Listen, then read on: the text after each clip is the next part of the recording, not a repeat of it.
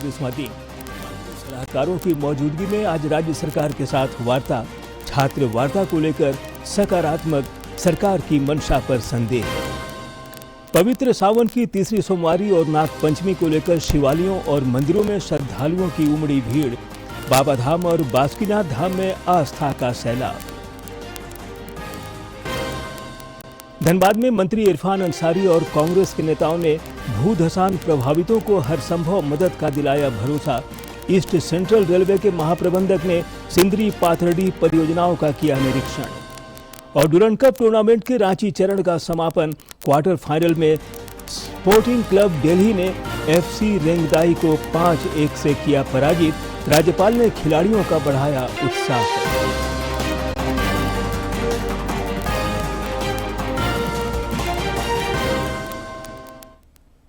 नमस्कार, खबरें झारखंड में आपका स्वागत है। मैं हूं ज्ञानेश्वर प्रसाद श्रीवास्तव और अब समाचार विस्तार से। रांची में छात्रों के आंदोलन का आज 24वां दिन है। कानूनी सलाहकारों की मौजूदगी में राज्य सरकार और छात्र प्रतिनिधियों के साथ आज वार्ता होनी है। आंदोलनरत छात्र वार्ता को लेकर सहमत हैं, हालांकि उन्हें सरकार की मंशा पर संदेह है। एसडीओ और एसडीएम ने कल रात छात्रों को वार्ता के लिए आमंत्रित किया।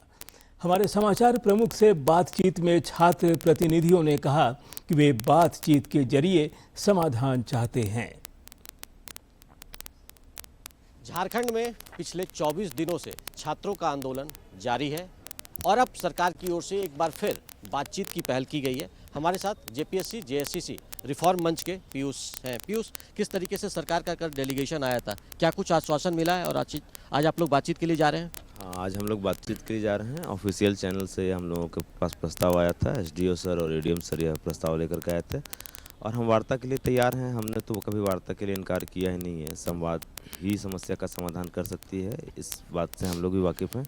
तो आज सकारात्मक सोच के साथ वार्ता करने जा रहे हैं। अब सरकार की मंशा कितनी गंभीर है छात्रों की समस्याओं के प्रति, यह समय देखने का आ गया है। किस तरीके से जो सरकार की तरफ से कल जो प्रस्ताव आए, आप लोगों ने जो पुराने कुछ डिमांड रखे थे, देख हमारे साथ कानून के जानकार लोग, तो इस बार डेलीगेशन में तो वो लोग हैं? हाँ, इस बार सरकार ने खुद से प्रस्ताव रखा है कि आप चाहें तो आप अपने साथ विधिक सलाहकार रख सकते हैं। तो हम 3-4 नामों पे हम लोग चर्चा कर रहे हैं। फाइनल करके एक नाम के साथ हम लोग जाने वाले हैं। अब सरकार की मंशा पे भी थोड़ा सवाल उठता है, क्योंकि एक तो सरकार हमसे वार्ता करने का प्रस्ताव लेकर के आती है।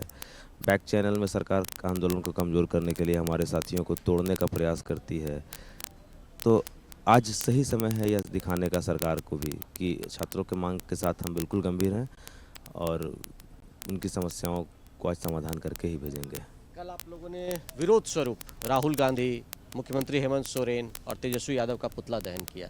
ये क्या था? प्रतीकात्मक आप लोगों ने क्या मैसेज देने की कोशिश की? देखिए, हम लोग 22 दिनों से अनुनय विनय कर रहे हैं सभी लोगों से। सभी राजनीतिक दलों ने हमें नैतिक समर्थन भी दिया। हमारे यहाँ खोरठा में एक कहावत है, एक आंख में काजल और एक आंख में खैर को नहीं चलेगा। यदि दिल्ली के छात्र छात्र थे, झारखंड के छात्र भी छात्र हैं। यदि उनकी पीड़ा पीड़ा थी, हमारा दर्द भी दर्द है। तो आपको यह साबित करना होगा, सिर्फ बोलने से नहीं होगा कि हम छात्रों के साथ हैं। आप छात्रों के साथ हैं तो इस सही समय है साबित करने का। आप छात्रों के साथ है, साबित कीजिए। आप छात्रों के साथ खड़े हो जाइए। एक तरफ आप सरकार के साथ हैं, दूसरी तरफ आप कहते हैं कि हम छात्रों के साथ हैं। तो यह कॉन्ट्राडिक्शन क्यों? आप एक ओर चलिए, आप हमारे साथ रहिए या सरकार के साथ रहिए। पिछली बार भी आपकी जो एक सीबीआई की मांग है, सीजीएल को रद्द करने की मांग है, शायद यही एक दो जिच है जिस पे सरकार सहमत नहीं हो रही है। अगर आज नहीं सहमत होती है तो क्या ऐसे ही चलता रहेगा? अब यही मंशा पे तो सवाल में बार बार जाहिर कर रहे हैं हम लोग कि सरकार की मंशा है समस्या के समाधान का या नहीं है। अगर समस्या का समाधान का सरकार का मंशा है तो हमारी मांगें मान ली जाएंगी और हम किसी जिच पे नहीं अड़े हैं। हमने यह साबित किया है कि हमें क्यों स्टेट बॉडी पे भरोसा नहीं है। हम पूर्व में भी हम लोगों ने कितने एग्जाम्पल्स दिए आपको। 2023 सीजीएल का केस हो, एक अभय तिवारी का जो फाइंडिंग वाला केस था, इस अभय तिवारी को इसी सीआईडी ने क्लीन चिट दिया है 2024 वाले में, तो उस पर भरोसा कैसे करें। दूसरा 2023 का जो पेपर लीक हुआ था, उसमें सीबीआई ने जो फाइल दर्ज किया था, या सीआईडी ने आज तक एक नाम ढूंढ के निकालिए कि जिनके ऊपर कार्रवाई हुई हो। ये आप लोगों से भी चैलेंज है, ढूंढ के निकालिए कि किसी एक पे कार्रवाई हुई हो। तो भरोसा उन्होंने खुद खोया है। हम छात्र विवश होकर के मांग कर रहे हैं सीबीआई का। 18 तक का आपने अल्टीमेटम दिया है, अगर चीज़ें नहीं डेडलॉक खत्म होती है 20 को सीएम आवास घेराव तय है। हाँ बिल्कुल, वो हमसे मिलने नहीं आ रहे हैं तो हम लाखों छात्र जो झारखंड के हैं उनसे मिलने जाएंगे उनके आवास पे, यह बात तय है। इस पे हम लोग बैक नहीं हो रहे। सरकार अगर गंभीर है तो हमारी मांगों को मान ले, हम घर चले जाएंगे, वापस हो जाएंगे। अन्यथा जो 20 तारीख का हमारा सीएम आवास घेराव का कॉल है वह बिल्कुल ऑन है।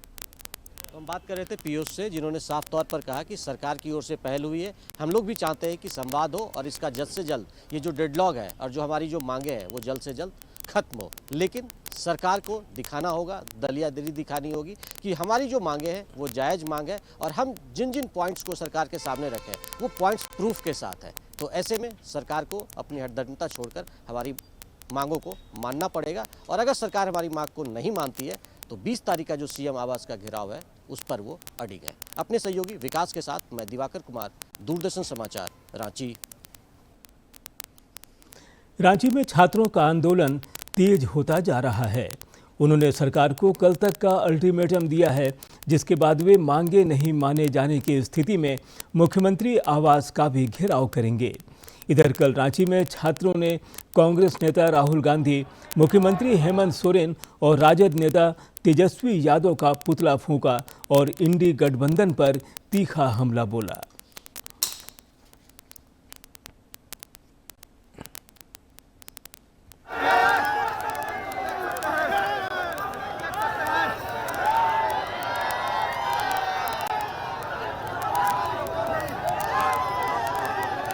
जेपीएससी, पीटी, मेंस ये सब एग्ज़ाम जो होती है उसी का जो पेपर लीक हो जा रहा है या पेपर रद्द हो जा रहा है उसी के लिए सब आए हुए हैं। जैसे कि पता है कि हेमंत सोरेन इस मतलब कि जो एग्जामिनेशन है एसएससी वाला, जेएसएससी का जो एग्जामिनेशन हुआ है उसको रद्द करने का बात हो रहा है, पर वो उसको कैंसिल नहीं करना चाह रहे हैं। इससे ये पता चलता है कि जरूर इसमें से उनका भी कोई हाथ हो सकता है और बड़े गवर्नमेंट ऑफिशियल्स का हाथ हो सकता है, क्योंकि अगर ऐसा नहीं होता तो ये बहुत बेसिक सी डिमांड है, ये गवर्नमेंट को पूरी कर देनी चाहिए, पर वो नहीं कर रहे।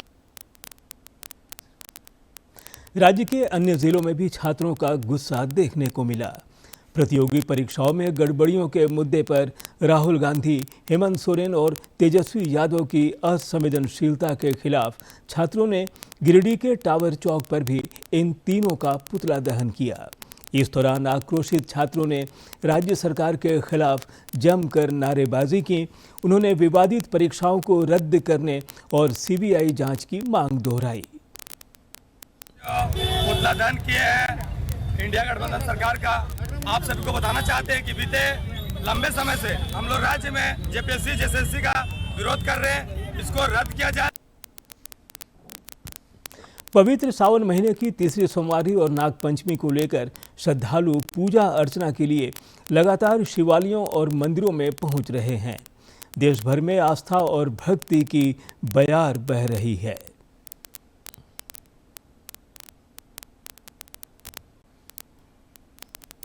आज सावन का तीसरा सोमवार और नागपंचमी का पर्व एक साथ पड़ने से देश भर के शिवालयों में श्रद्धालुओं की भारी भीड़ उमड़ रही है। झारखंड के देवघर स्थित बाबा बैद्यनाथ धाम मंदिर में सुबह से ही बड़ी संख्या में श्रद्धालु दर्शन और जलाभिषेक के लिए पहुंच रहे हैं। वहीं उत्तर प्रदेश के वाराणसी में सावन के तीसरे सोमवार पर काशी विश्वनाथ मंदिर में बड़ी संख्या में कांवड़िए और शिव भक्तों का जमावड़ा देखने को मिल रहा है। सावन का महीना भगवान शिव को समर्पित माना जाता है और सोमवार के दिन शिवलिंग पर जल, दूध, बेलपत्र और अन्य पूजन सामग्री अर्पित कर पूजा अर्चना करने की विशेष परंपरा है। इस बार नाग पंचमी का दुर्लभ संयोग बनने से धार्मिक महत्व और बढ़ गया है। देवघर और वाराणसी समेत देश के प्रमुख शिव मंदिरों में हर हर महादेव और बोल बम के जयकारों से वातावरण भक्तिमय बना हुआ है। वहीं उज्जैन में नागपंचमी और सावन के तीसरे सोमवार के दुर्लभ संयोग पर रविवार मध्यरात्रि 12 बजे भगवान नागचंद्रेश्वर मंदिर के कपाट खोल दिए गए। महाकालेश्वर मंदिर के तीसरे तल पर स्थित ये प्राचीन मंदिर साल में केवल एक बार नागपंचमी के अवसर पर ही श्रद्धालुओं के लिए खोला जाता है। कपाट खुलते ही देश भर से उज्जैन पहुंचे श्रद्धालुओं ने भगवान नागचंद्रेश्वर के दर्शन शुरू किए। मंदिर में दर्शन का सिलसिला सोमवार मध्य रात्रि 12 बजे तक लगातार 24 घंटे जारी रहेगा। पट खुलने से करीब आधे घंटे पहले प्रथम पूजन की प्रक्रिया शुरू हुई। मध्य रात्रि में मंदिर के कपाट खुलने के बाद भगवान नागचंद्रेश्वर का विधि विधान से पूजन और अभिषेक किया गया। इस दौरान महाकाल मंदिर प्रबंध समिति के अधिकारी और प्रशासनिक अधिकारी भी मौजूद रहे।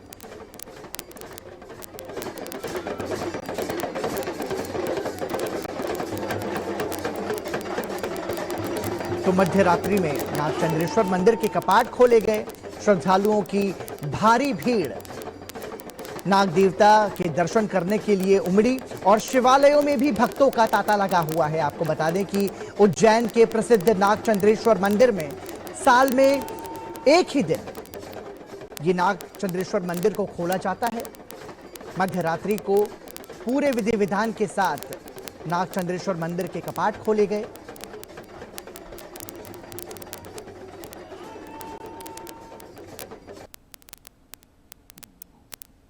इधर देवघर के बाबा बैद्यनाथ धाम के पट आज तीसरी सोमवारी पर 4:15 पर खुले, जिसके बाद से पूजन और जलार्पण का सिलसिला लगातार जारी है। अर्घा के माध्यम से श्रद्धालु जलार्पण कर रहे हैं। मंदिर परिसर बम बम भोले और हर हर महादेव के जय घोष से गूंज रहा है। भक्तों की सेवा, सुविधा और सुरक्षा के लिए प्रशासन तथा मंदिर प्रबंधन समिति द्वारा विशेष इंतजाम किए गए हैं।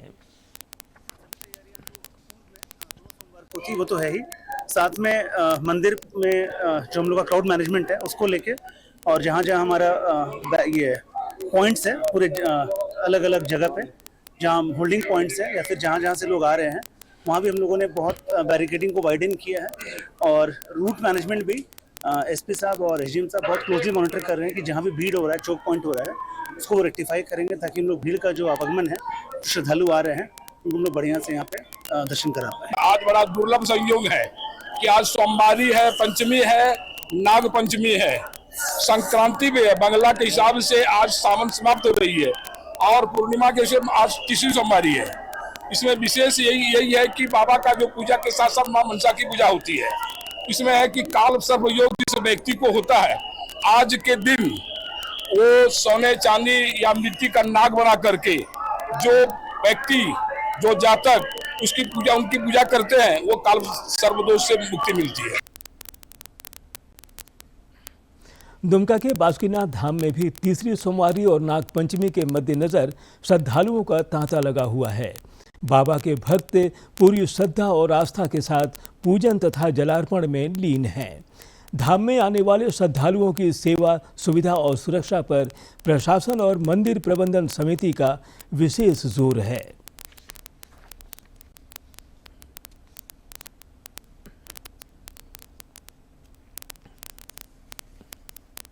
सोमवारी जो है शिव मंदिर, कोई भी शिव मंदिर, बड़ा शिव मंदिर जैसे कोई भी शिवालय हो, सोमवारी का विशेष महत्व रहता है। शरीर आरोग्यता, सुख शांति समृद्धि के लिए बाबा को जल अभिषेक करते हैं भक्तगण, और इसलिए सोमवारी को सबसे ज़्यादा भीड़ रहती है। मिनी बाबा धाम के नाम से मशहूर साहिबगंज के शिवगादी नाथ धाम में भी आज श्रद्धालुओं की भारी भीड़ देखी जा रही है। झारखंड के अलावा पड़ोसी राज्यों से भी श्रद्धालु यहाँ पूजा अर्चना के लिए पहुँच रहे हैं। मंदिर में श्रद्धालुओं की सुविधा के लिए व्यापक प्रबंध किए गए हैं। सभी श्रद्धालु कतारबद्ध होकर शिवगादी नाथ धाम में हाजिरी लगाते हुए मंगल कामना कर रहे हैं। भक्तों की हजारों की संख्या में लोग होते हैं। मनोकामना पूरा करता है, इसलिए हम आते हैं बाबा के पास खबर लेके उतना दूर से। इससे पहले भी आए थे यहाँ पे। यहाँ का जो है, बाबा का जो महिमा है बहुत अच्छा, बार बार आते रहते हैं यहाँ पे। कोडरमा के ध्वजाधारी आश्रम में भी पवित्र सावन की तीसरी सोमवारी और नाग पंचमी को लेकर शिव भक्तों की भारी भीड़ उमड़ पड़ी है।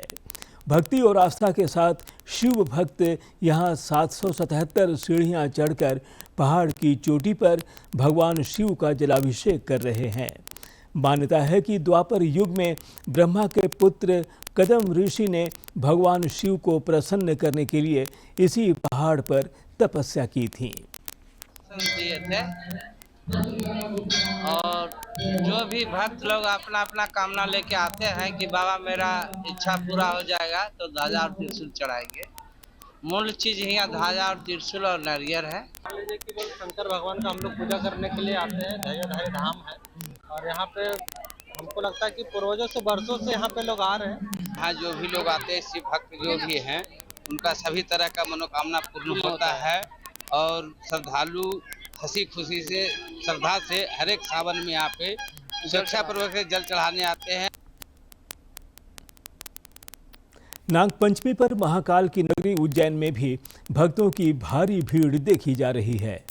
नागचंद्रेश्वर मंदिर महाकालेश्वर मंदिर की तीसरी मंजिल पर स्थित है और नागपंचमी पर इसके कपाट 24 घंटे के लिए खुलते हैं।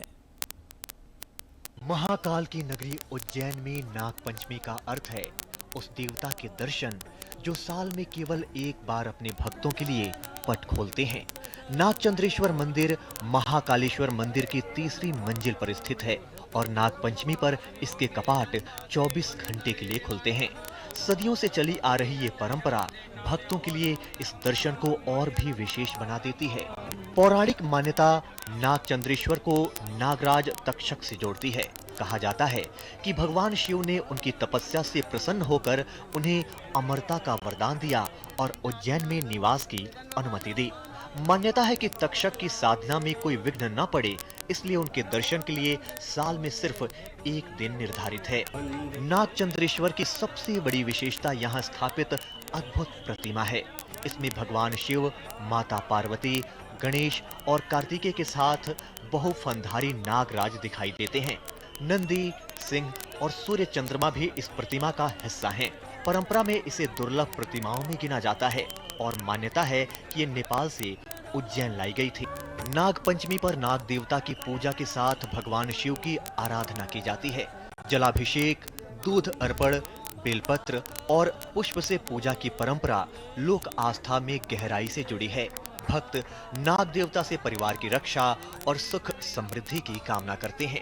महाकाल की नगरी में ये पर्व सिर्फ नाग पूजा नहीं, शिव और नाग के उस सनातन संबंध का उत्सव है जो भय पर विश्वास और शक्ति पर समर्पण का संदेश देता है। उज्जैन में नाग पंचमी आते ही एक बार फिर खुलते हैं वे कपाट जिनका इंतजार पूरे साल रहता है। दर्शन किए 24 घंटे बीत जाते हैं, लेकिन नागचंद्रेश्वर की आस्था फिर अगले सावन तक भक्तों के मन में जीवित रहती है। Bureau report, DD news. Jammu Kashmir में कड़ी सुरक्षा व्यवस्था के बीच हिमालय तीर्थ स्थल बूढ़ा अमरनाथ की वार्षिक यात्रा आज से शुरू हो गई है। उपराज्यपाल मनोज सिन्हा ने जम्मू बेस कैंप से यात्रा के पहले जत्थे को रवाना किया। जम्मू कश्मीर के उपराज्यपाल मनोज सिन्हा ने जम्मू बेस कैंप से बाबा बूढ़ा अमरनाथ यात्रा के पहले जत्थे को रवाना किया। बाबा बूढ़ा अमरनाथ यात्रा से पहले रविवार को नवग्रह मंदिर में त्रिशूल यात्रा निकाली गई। यात्रा के मद्देनजर सुरक्षा व्यवस्था कड़ी कर दी गई है। जम्मू राजौरी पुंछ राजमार्ग पर सुरक्षा बलों की तैनाती बढ़ा दी गई है और जम्मू से राजौरी होते हुए पुंछ तक कई स्थानों पर सुरक्षा अभियान चलाए जा रहे हैं। 12 दिन तक चलने वाली बूढ़ा अमरनाथ यात्रा 28 अगस्त को रक्षाबंधन के अवसर पर संपन्न होगी।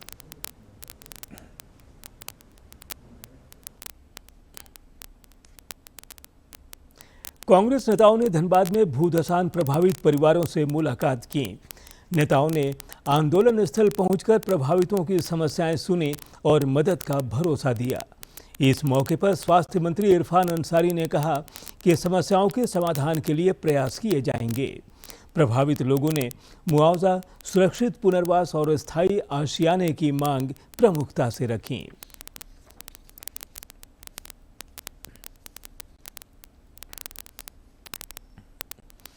ईस्ट सेंट्रल रेलवे ईसीआर के महाप्रबंधक छत्रपाल सिंह ने धनबाद दौरे के दौरान सिंदरी पाथरडी क्षेत्र की रेलवे परियोजनाओं का निरीक्षण किया।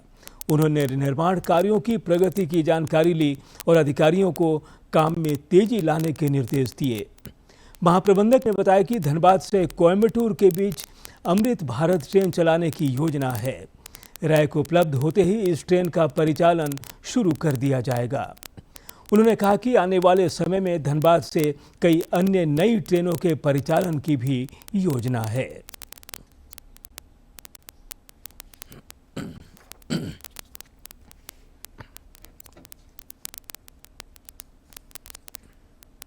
पाथरडी सिंदरी क्षेत्र में जो बहुत सारी परियोजनाएं चल रही हैं, उसी का निरीक्षण और रिव्यू जो है वो तो जब रेक उपलब्ध हो पाएगा तभी आगे कुछ उस पर कार्रवाई की जा सकती है, क्योंकि नए रेक जैसे जैसे बनते जाते हैं वो रेलवे बोर्ड अलॉट करता है, उसके बाद गाड़ी चलती है। नहीं, नई सेवाएं यहाँ पिछले 2 वर्षों में कई सारी नई सेवाएं या विशेष गाड़ियां जो हैं वो इंट्रोड्यूस हुई हैं और कालांतर में और भी होती रहेंगी।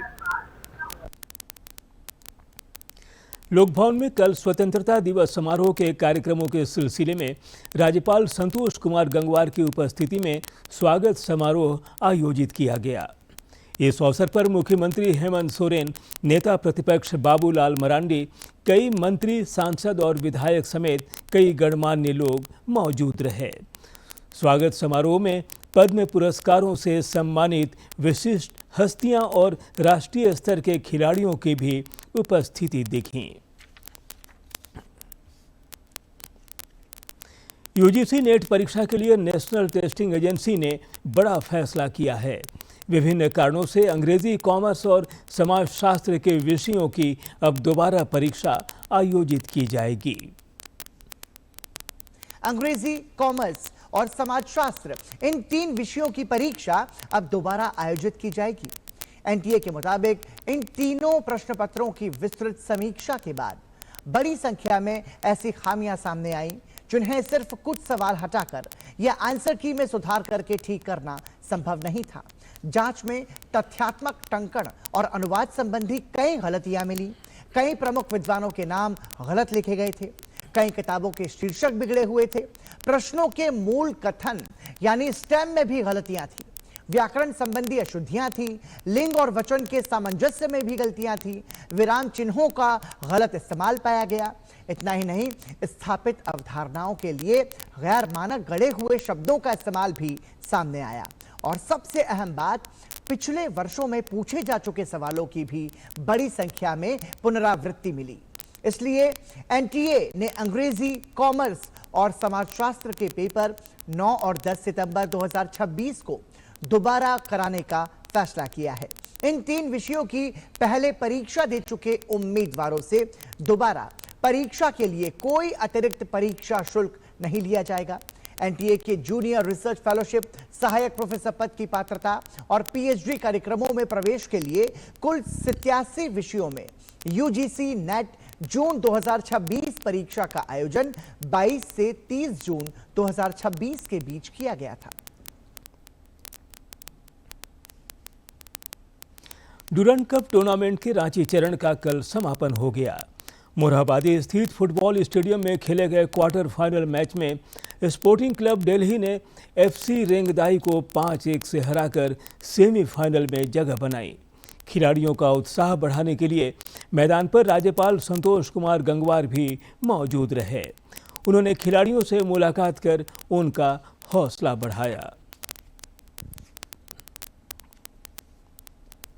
उधर सिमडेगा में अंतर्राज्यीय फुटबॉल प्रतियोगिता कल संपन्न हो गई।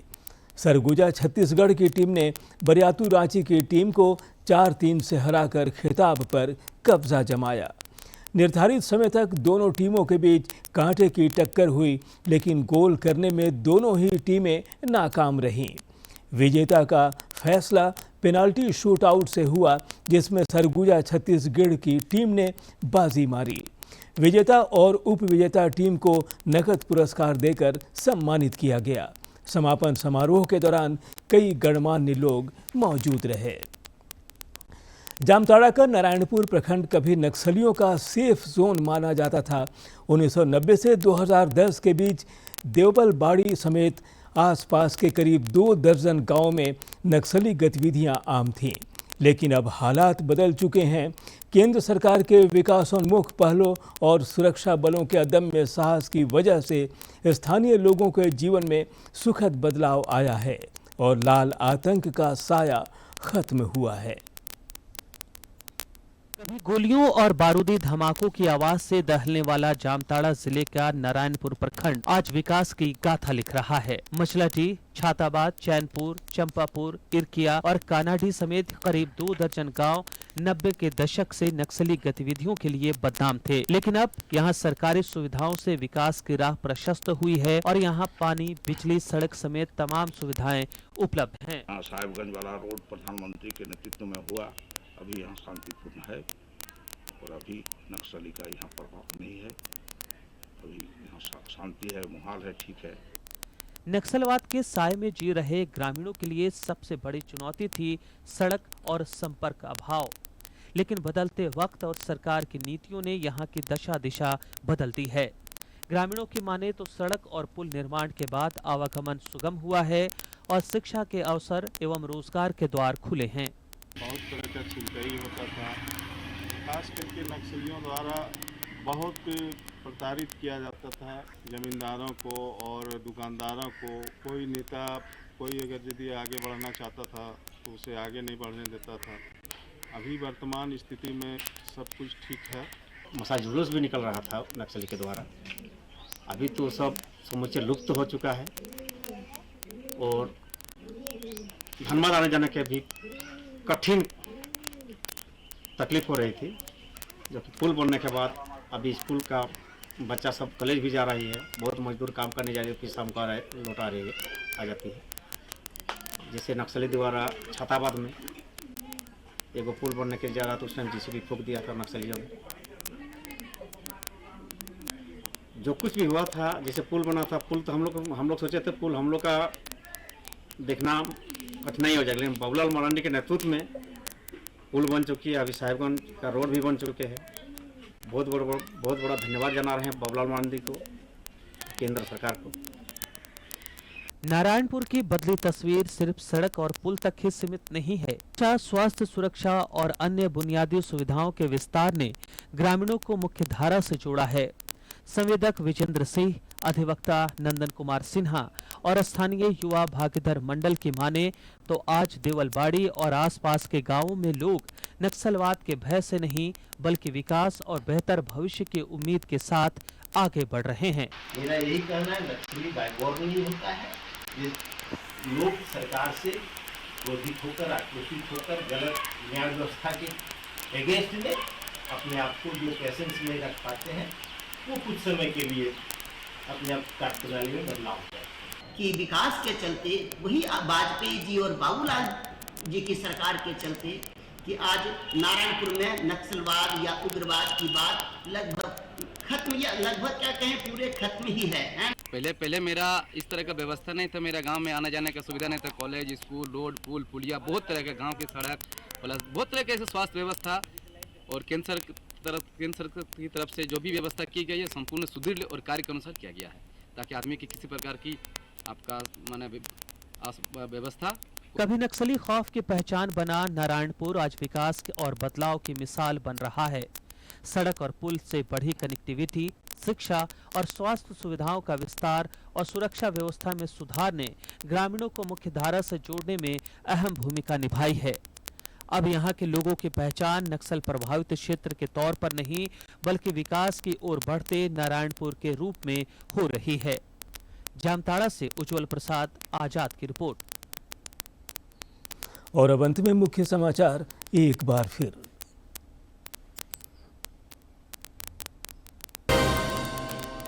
रांची में छात्रों के आंदोलन का 24वां दिन, कानूनी सलाहकारों की मौजूदगी में आज राज्य सरकार के साथ वार्ता। छात्र वार्ता को लेकर सकारात्मक, सरकार की मंशा पर संदेह है। पवित्र सावन की तीसरी सोमवारी और नागपंचमी को लेकर शिवालयों और मंदिरों में श्रद्धालुओं की उमड़ी भीड़। बाबाधाम और बासुकीनाथ धाम में आस्था का सैलाब। धनबाद में मंत्री इरफान अंसारी और कांग्रेस नेताओं ने भूधसान प्रभावितों को हर संभव मदद का दिलाया भरोसा।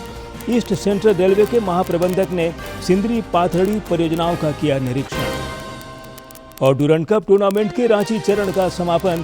क्वार्टर फाइनल में स्पोर्टिंग क्लब दिल्ली ने FC रेंगदाई को 5-1 से किया पराजित। राज्यपाल ने खिलाड़ियों का बढ़ाया उत्साह।